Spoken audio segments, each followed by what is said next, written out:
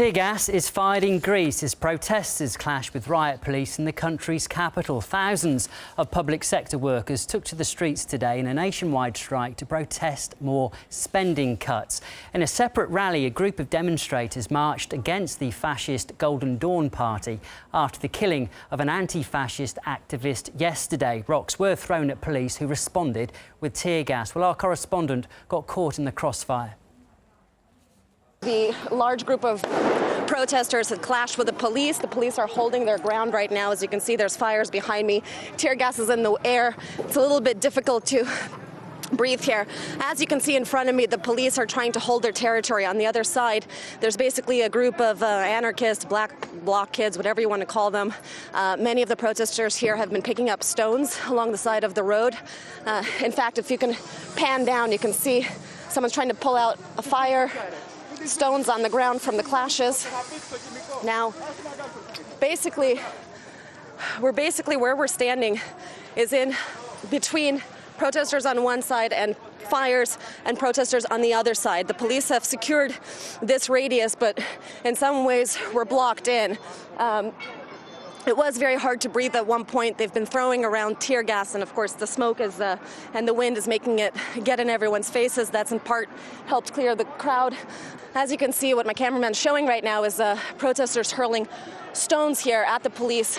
In fact, towards again, this began as a peaceful rally and has really escalated into a standoff between the riot police here and the demonstrators.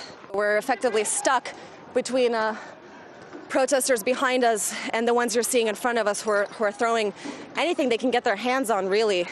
Pieces of clay, pieces of brick, advancing to some degree. The cops are holding their positions. Well, that was Lucy Kafanov there. She filed that report just a few minutes ago, and she is on the line with us now to give us the very latest. Hi Lucy. there. Well, unfortunately, after those visuals that you saw there, that did not end the clashes.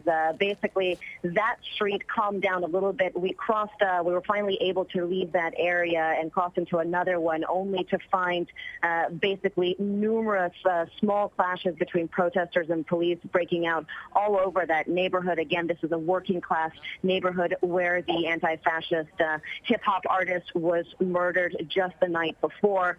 Basically, what we encountered were small groups of protesters taking anything they could really get, trash, tires, lighting fires all across the area. And then you would see groups of riot police come and try to essentially drive them out of that area. So it turned into a game of cat and mouse. And we literally just got to the studio away from that area just about 20 minutes ago, and we're still hearing from our contacts this is still going on, and not just in this neighborhood, but in several cities across Greece.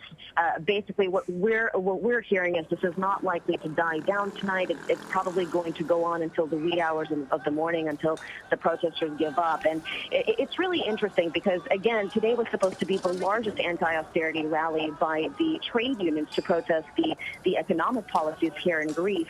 And really what we've seen is that while the economy is at the root of the tension here, it's really transformed into essentially social tensions. What I mean by that is the desperation that has pushed people to the brink in some ways has started to divide neighborhoods. We've seen a lot more popularity in some pockets for the right-wing Golden Dawn party. We've also seen anti-fascist activists come out in much stronger force. And so the result of that is these economic problems have essentially pitted Greeks against Greeks, and it's become in many ways an emotional issue. You know, it's not really the bailout that drove or the austerity that drives people emotionally now. It's really random acts of or perhaps not so random, tragic acts of violence, like what we saw with the stabbing of that young musician on Tuesday evening in the early hours of Wednesday morning. So it's a very tense situation, and it really just reflects a society that's really struggling to grasp and grapple with its economic and social problems that don't really seem to be dying down at the moment.